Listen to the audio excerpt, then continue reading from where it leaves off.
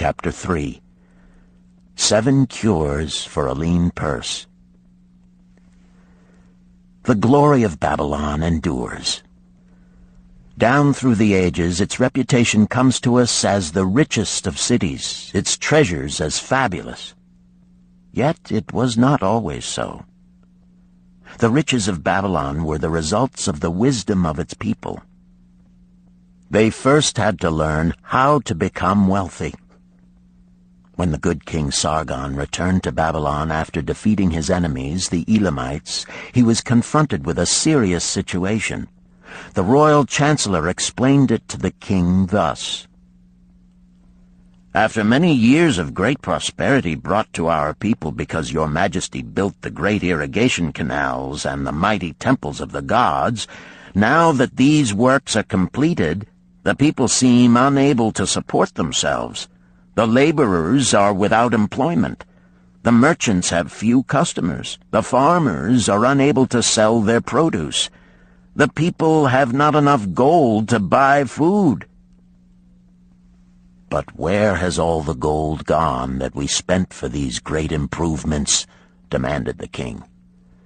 "It has found its way, I fear," responded the chancellor, "into the possession of a few very rich men of our city.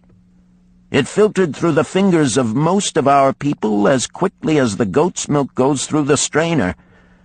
Now that the stream of gold has ceased to flow, most of our people have nothing to show for their earnings." The king was thoughtful for some time. Then he asked, "Why should so few men be able to acquire all the gold?" "Because they know how," replied the chancellor. "One may not condemn a man for succeeding because he knows how. Neither may one with justice take away from a man what he has fairly earned, to give to men of less ability." "But why," demanded the king, "should not all the people learn how to accumulate gold and therefore become themselves rich and prosperous?" "Quite possible, Your Excellency. But who can teach them? Certainly not the priests, because they know naught of money-making." "Who knows best in all our city how to become wealthy, Chancellor?" asked the king. "Thy question answers itself, Your Majesty. Who has amassed the greatest wealth in Babylon?" "Well said, my able Chancellor. It is Arkad. He is the richest man in Babylon. Bring him before me on the morrow." Upon the following day, as the king had decreed, Arkad appeared before him, straight and sprightly, despite his 80 years and 10. "Arkad," spoke the king, "is it true thou art the richest man in Babylon?" "So it is reported, Your Majesty, and no man disputes it." "How becamest thou so wealthy?" "By taking advantage of opportunities available to all citizens of our good city." "Thou hadst nothing to start with?" "Only a great desire for wealth. Besides this, nothing." "Arkad," continued the king, "our city is in a very unhappy state because a few men know how to acquire wealth and therefore monopolize it, while the mass of our citizens lack the knowledge of how to keep any part of the gold they receive. It is my desire that Babylon be the wealthiest city in the world. Therefore it must be a city of many wealthy men. Therefore we must teach all the people how to acquire riches. Tell me, Arkad, is there any secret to acquiring wealth? Can it be taught?" "It is practical, Your Majesty. That which one man knows can be taught to others." The king's eyes glowed. "Arkad, thou speakest the words I wish to hear. Wilt thou lend thyself to this great cause? Wilt thou teach thy knowledge to a school for teachers, each of whom shall teach others until there are enough trained to teach these truths to every worthy subject in my domain?" Arkad bowed and said, I am thy humble servant to command. Whatever knowledge I possess will I gladly give for the betterment of my fellow men and the glory of my king. Let your good Chancellor arrange for me a class of 100 men, and I will teach them those 7 cures which did fatten my purse, than which there was none leaner in all Babylon."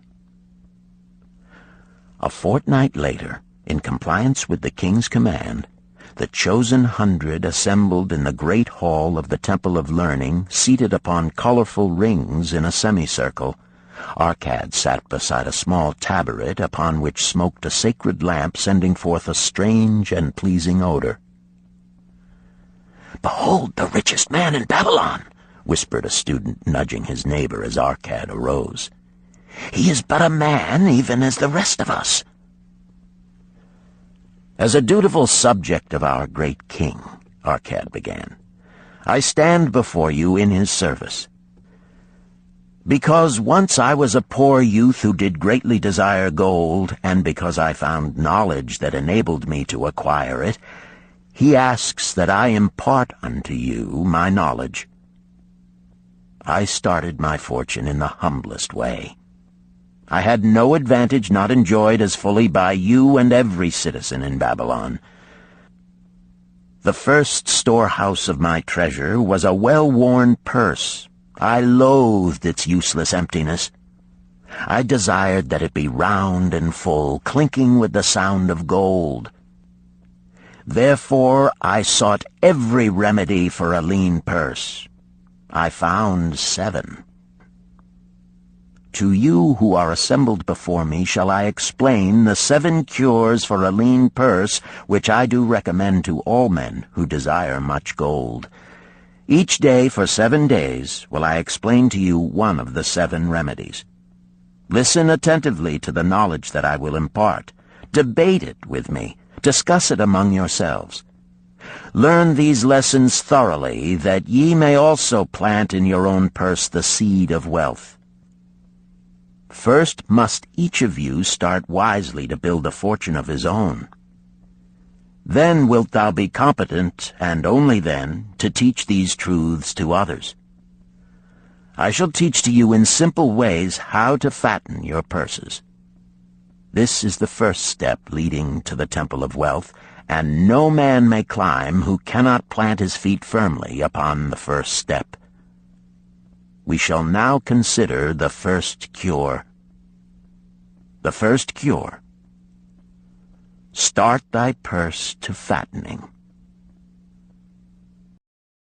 Arkad addressed the thoughtful man in the second row.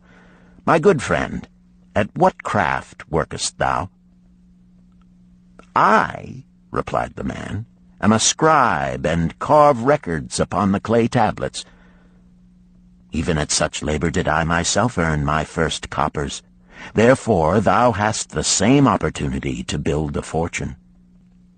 He spoke to a florid-faced man farther back. "Pray tell also, what dost thou to earn thy bread?" "I," responded this man, "am a meat butcher. I do buy the goats the farmers raise, and kill them, and sell the meat to the housewives, and the hides to the sandal-makers.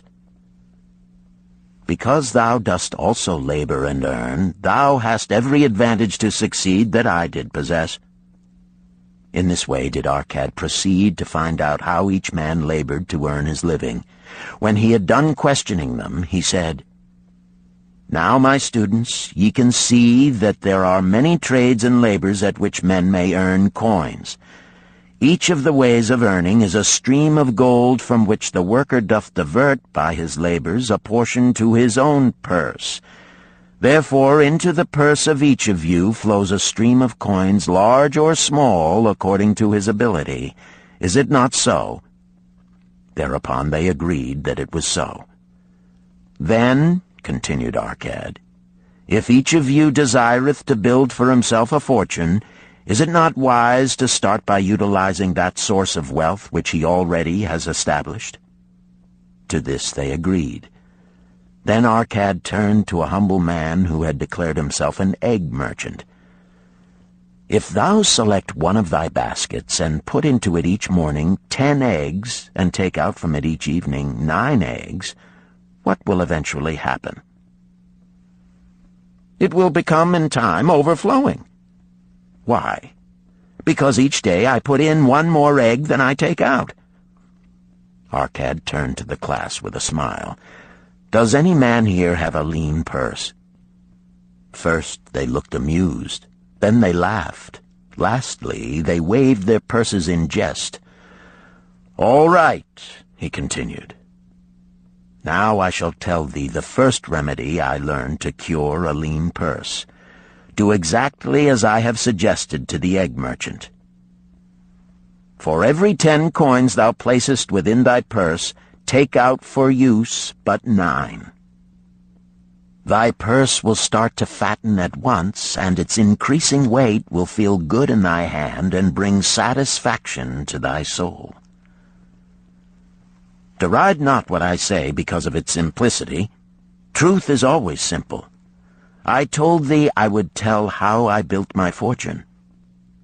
This was my beginning. I too carried a lean purse and cursed it because there was naught within to satisfy my desires. But when I began to take out from my purse but 9 parts of 10 I put in, it began to fatten. So will thine. Now I will tell a strange truth, the reason for which I know not. When I ceased to pay out more than 9/10 of my earnings, I managed to get along just as well. I was not shorter than before. Also, ere long did coins come to me more easily than before. Surely it is a law of the gods that unto him who keepeth and spendeth not a certain part of all his earnings shall gold come more easily. Likewise him whose purse is empty does gold avoid. Which desirest thou the most? Is it the gratification of thy desires of each day, a jewel, a bit of finery, better raiment, more food, things quickly gone and forgotten? Or is it substantial belongings, gold, lands, herds, merchandise, income-bringing investments?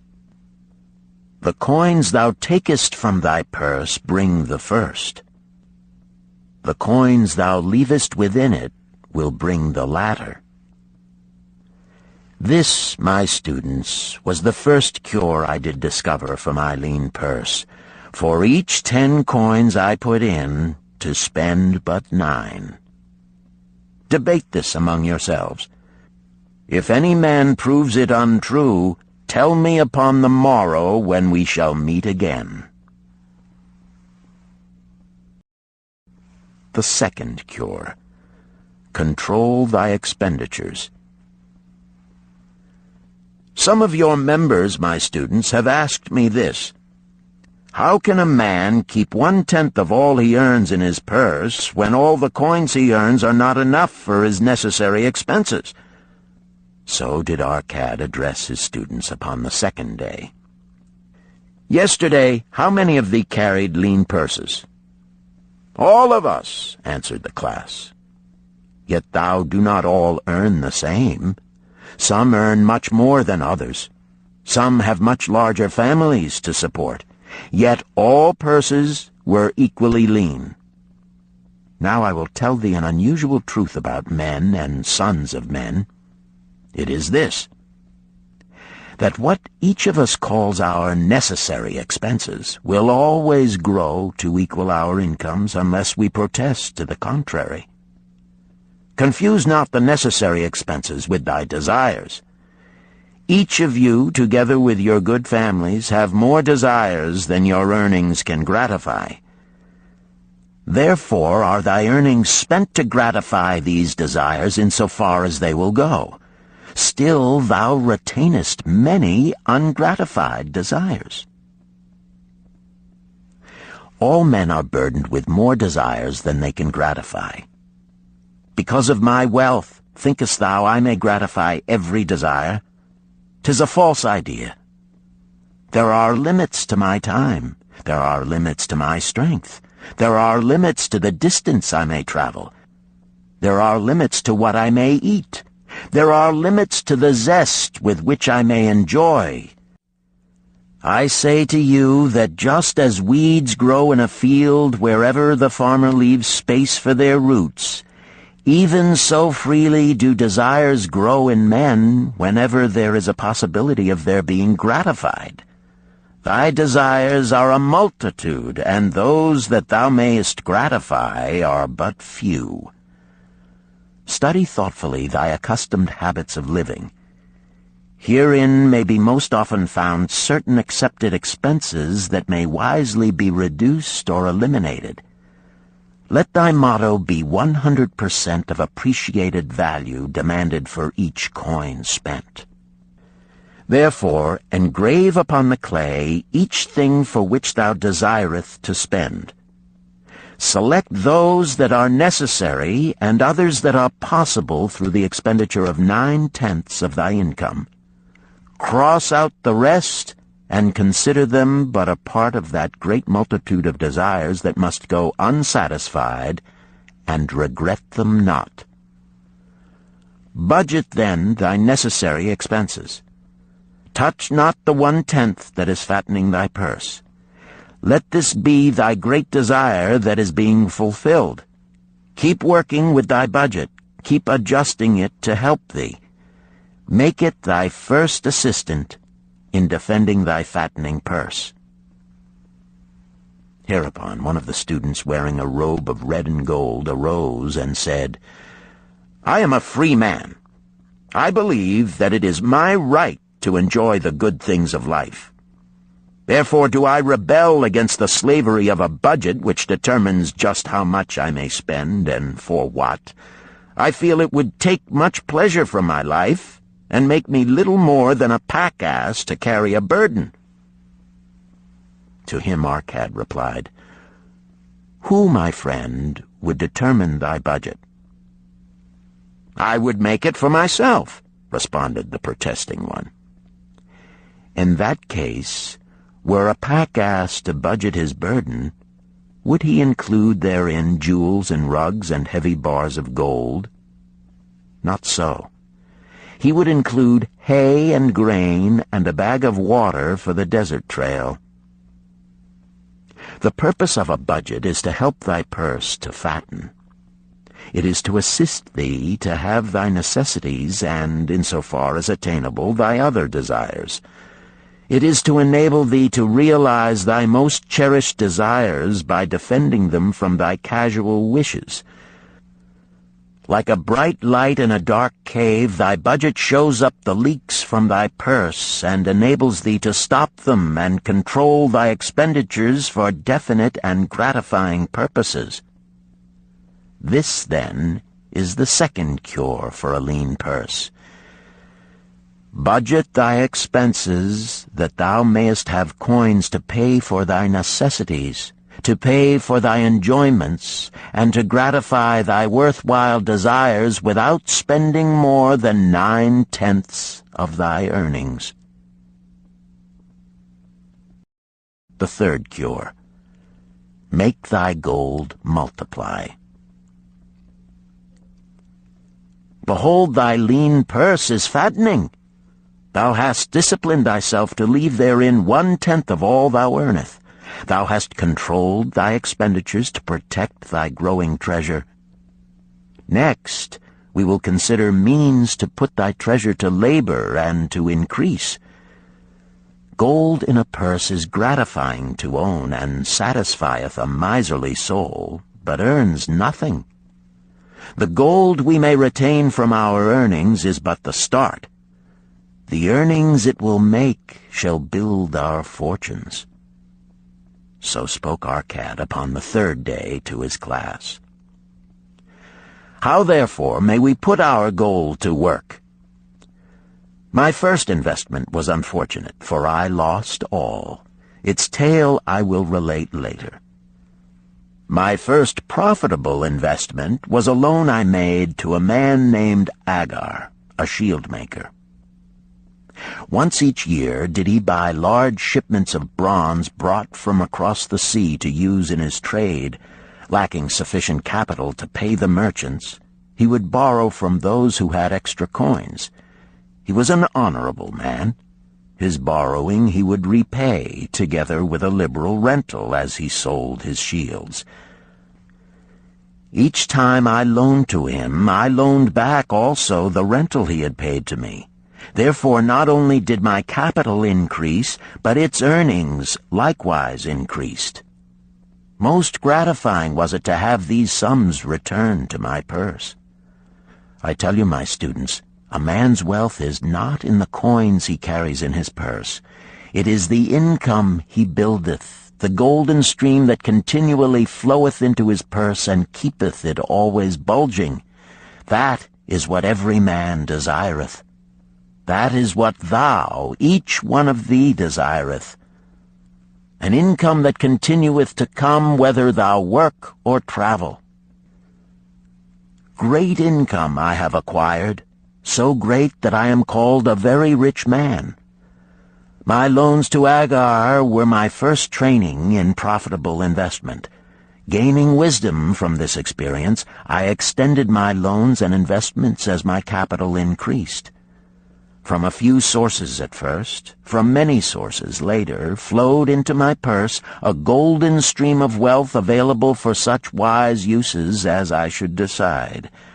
Behold, from my humble earnings, I had begotten a horde of golden slaves, each laboring and earning more gold.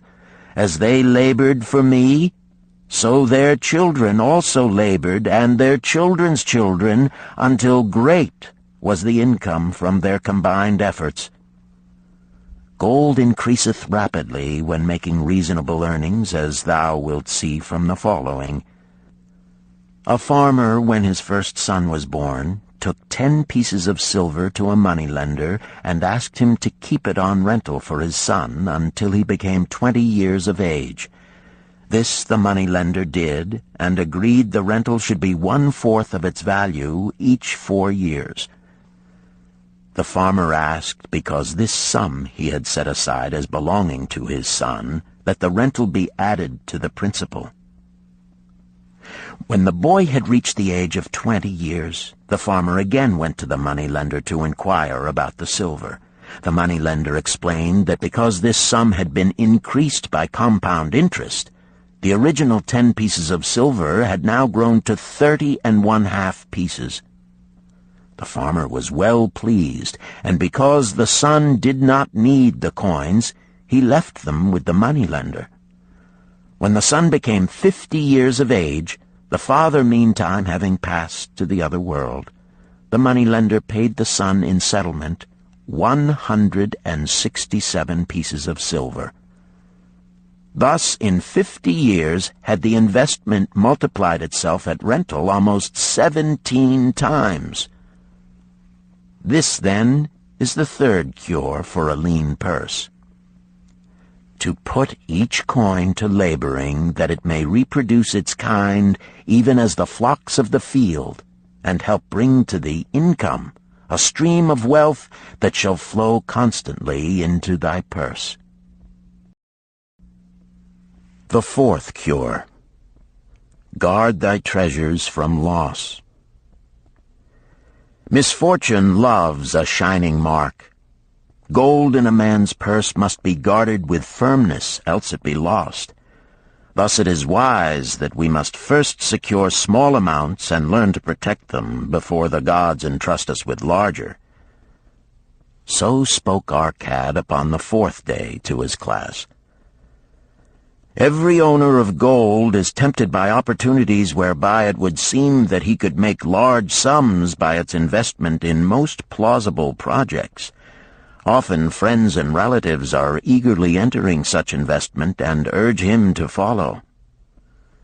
The first sound principle of investment is security for thy principal. Is it wise to be intrigued by larger earnings when thy principal may be lost? I say not. The penalty of risk is probable loss. Study carefully before parting with thy treasure. each assurance that it may be safely reclaimed. Be not misled by thine own romantic desires to make wealth rapidly. Before thou loan it to any man, assure thyself of his ability to repay and his reputation for doing so, that thou mayest not unwittingly be making him a present of thy hard-earned treasure. Before thou entrust it as an investment in any field, acquaint thyself with the dangers which may beset it. My own first investment was a tragedy to me at the time. The guarded savings of a year I did entrust to a brickmaker named Asmer, who was traveling over the far seas, and in Tyre agreed to buy for me the rare jewels of the Phoenicians. These we would sell upon his return and divide the profits. The Phoenicians were scoundrels and sold him bits of glass. My treasure was lost. Today, my training would show to me at once the folly of entrusting a brickmaker to buy jewels. Therefore do I advise thee from the wisdom of my experiences, be not too confident of thine own wisdom in entrusting thy treasures to the possible pitfalls of investments. Better by far to consult the wisdom of those experienced in handling money for profit. Such advice is freely given for the asking, and may readily possess a value equal in gold to the sum thou considerest investing. In truth, such is its actual value if it save thee from loss. This, then, is the fourth cure for a lean purse, and of great importance if it prevent thy purse from being emptied once it has become well filled. Guard thy treasure from loss by investing only where thy principal is safe, where it may be reclaimed if desirable, and where thou wilt not fail to collect a fair rental. Consult with wise men. Secure the advice of those experienced in the profitable handling of gold. Let their wisdom protect thy treasure from unsafe investments. This ends Disc 1. The Richest Man in Babylon, Disc 2. The fifth cure. Make of thy dwelling a profitable investment. If a man setteth aside 9 parts of his earnings upon which to live and enjoy life, and if any part of this 9 parts he can turn into a profitable investment without detriment to his well-being, then so much faster will his treasures grow. So spake Arkad to his class at their 5th lesson. All too many of our men of Babylon do raise their families in unseemly quarters. They do pay to exacting landlords liberal rentals for rooms where their wives have not a spot to raise the blooms that gladden a woman's heart, and their children have no place to play their games except in the unclean alleys.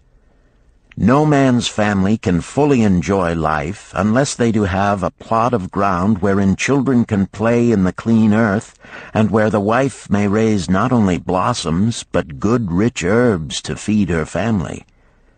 To a man's heart it brings gladness to eat the figs from his own trees and the grapes of his own vines, to own his own domicile and to have it a place he is proud to care for, putteth confidence in his heart and greater effort behind all his endeavors. Therefore do I recommend that every man own the roof that sheltereth him and his. Nor is it beyond the ability of any well-intentioned man to own his home. Hath not our great king so widely extended the walls of Babylon that within them much land is now unused, and may be purchased at sums most reasonable? Also I say to you, my students, that the money-lenders gladly consider the desires of men who seek homes and land for their families. Readily may thou borrow to pay the brickmaker and the builder for such commendable purposes, if thou can show a reasonable portion of the necessary sum which thou thyself hast provided for the purpose. Then when the house be built, thou canst pay the money-lender with the same regularity as thou didst pay the landlord, because each payment will reduce thy indebtedness to the money-lender. A few years will satisfy his loan. Then will thy heart be glad, because thou wilt own in thy own right a valuable property, and thy only cost will be the king's taxes. Also wilt thy good wife go more often to the river to wash thy robes, that each time returning she may bring a goatskin of water to pour upon the growing things. Thus come many blessings to the man who owneth his own house, and greatly will it reduce his cost of living, making available more of his earnings for pleasures and the gratification of his desires. This, then, is the fifth cure for a lean purse. Own thy own home. The sixth cure. Ensure a future income.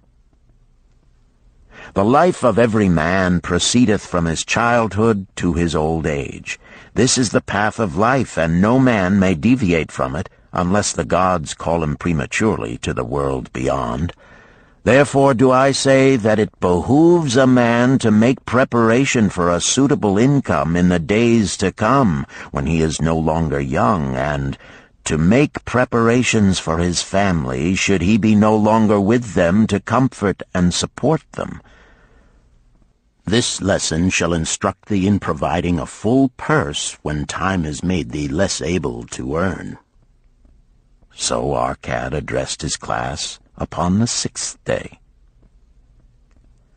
The man who, because of his understanding of the laws of wealth, acquireth a growing surplus, should give thought to those future days. He should plan certain investments or provisions that may endure safely for many years, yet will be available when the time arrives which he has so wisely anticipated. There are diverse ways by which a man may provide with safety for his future. He may provide a hiding place and there bury a secret treasure. Yet no matter with what skill it be hidden, it may nevertheless become the loot of thieves. For this reason I recommend not this plan. A man may buy houses or lands for this purpose. If wisely chosen as to their usefulness and value in the future, they are permanent in their value and their earnings, or their sale will provide well for his purpose. A man may loan a small sum to the moneylender and increase it at regular periods. The rental which the moneylender adds to this will largely add to its increase. I do know a sandal-maker named Ansan, who explained to me not long ago that each week for 8 years he had deposited with his moneylender 2 pieces of silver. The moneylender had but recently given him an accounting over which he greatly rejoiced. The total of his small deposits with their rental at the customary rate of 1/4 their value for each 4 years had now become 1,040 pieces of silver.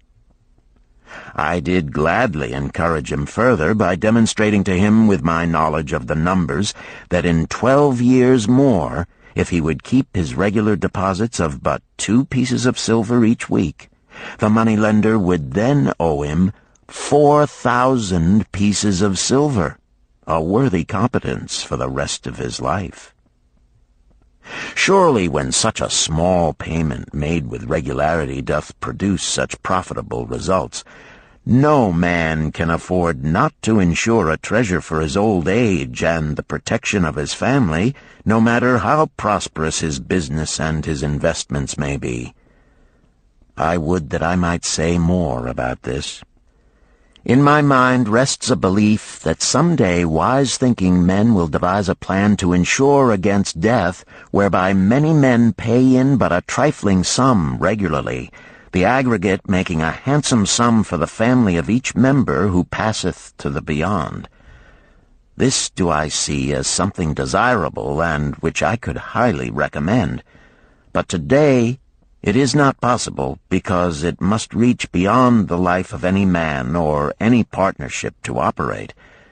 It must be as stable as the king's throne. Some day do I feel that such a plan shall come to pass, and be a great blessing to many men, because even the first small payment will make available a snug fortune for the family of a member, should he pass on. But because we live in our own day, and not in the days which are to come, must we take advantage of those means and ways of accomplishing our purposes. Therefore do I recommend to all men that they, by wise and well-thought-out methods, do provide against a lean purse in their mature years. For a lean purse to a man no longer able to earn, or to a family without its head, is a sore tragedy. This, then, is the sixth cure for a lean purse. Provide in advance for the needs of thy growing age and the protection of thy family. The seventh cure. Increase thy ability to earn. This day do I speak to thee, my students, of one of the most vital remedies for a lean purse. Yet I will not talk of gold, but of yourselves, of the men beneath the robes of many colors who do sit before me. I will talk to you of those things within the minds and lives of men which do work for or against their success. So did Arkad address his class upon the seventh day. Not long ago came to me a young man seeking to borrow.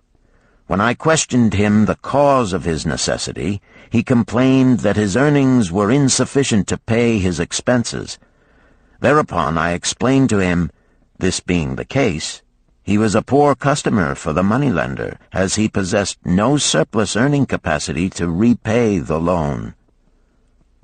What you need, young man, I told him, is to earn more coins. What dost thou to increase thy capacity to earn? All that I can do, he replied. 6 times within 2 moons have I approached my master to request my pay be increased, but without success. No man can go oftener than that. We may smile at his simplicity, yet he did possess one of the vital requirements to increase his earnings. Within him was a strong desire to earn more, a proper and commendable desire. Preceding accomplishment must be desire. Thy desires must be strong and definite. General desires are but weak longings. For a man to wish to be rich is of little purpose. For a man to desire 5 pieces of gold is a tangible desire which he can press to fulfillment. After he has backed his desire for 5 pieces of gold with strength of purpose to secure it, next he can find similar ways to obtain 10 pieces, and then 20 pieces, and later 1,000 pieces, and, behold, he has become wealthy. In learning to secure his one definite small desire, he hath trained himself to secure a larger one. This is the process by which wealth is accumulated, first in small sums, then in larger ones as a man learns and becomes more capable. Desires must be simple and definite. They defeat their own purpose should they be too many, too confusing, or beyond a man's training to accomplish. As a man perfecteth himself in his calling, even so doth his ability to earn increase. In those days when I was a humble scribe, carving upon the clay for a few coppers each day, I observed that other workers did more than I, and were paid more. Therefore did I determine that I would be exceeded by none. Nor did it take long for me to discover the reason for their greater success. More interest in my work, more concentration upon my task, more persistence in my effort, and, behold, few men could carve more tablets in a day than I. With reasonable promptness my increased skill was rewarded, nor was it necessary for me to go 6 times to my master to request recognition. The more of wisdom we know, the more we may earn.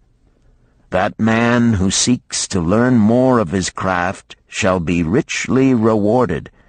If he is an artisan, he may seek to learn the methods and the tools of those most skillful in the same line. If he laboreth at the law or at healing, he may consult and exchange knowledge with others of his calling. If he be a merchant, he may continually seek better goods that can be purchased at lower prices. Always do the affairs of men change and improve, because keen-minded men seek greater skill that they may better serve those upon whose patronage they depend. Therefore, I urge all men to be in the front rank of progress and not to stand still, lest they be left behind. Many things come to make a man's life rich with gainful experiences. Such things as the following a man must do if he respects himself.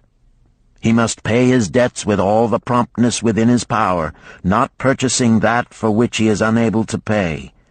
He must take care of his family, that they may think and speak well of him. He must make a will of record, that in case the gods call him, proper and honorable division of his property be accomplished. He must have compassion upon those who are injured and smitten by misfortune, and aid them within reasonable limits. He must do deeds of thoughtfulness to those dear to him.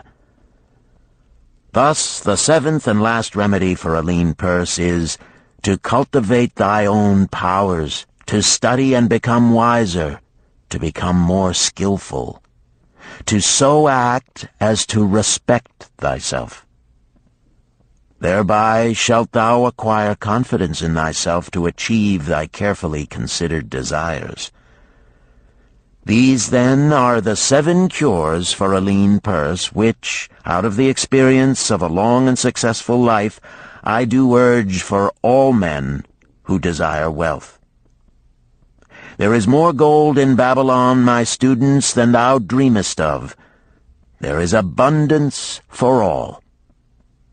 Go thou forth and practice these truths, that thou mayest prosper and grow wealthy, as is thy right. Go thou forth and teach these truths, that every honorable subject of his majesty may also share liberally in the ample wealth of our beloved city.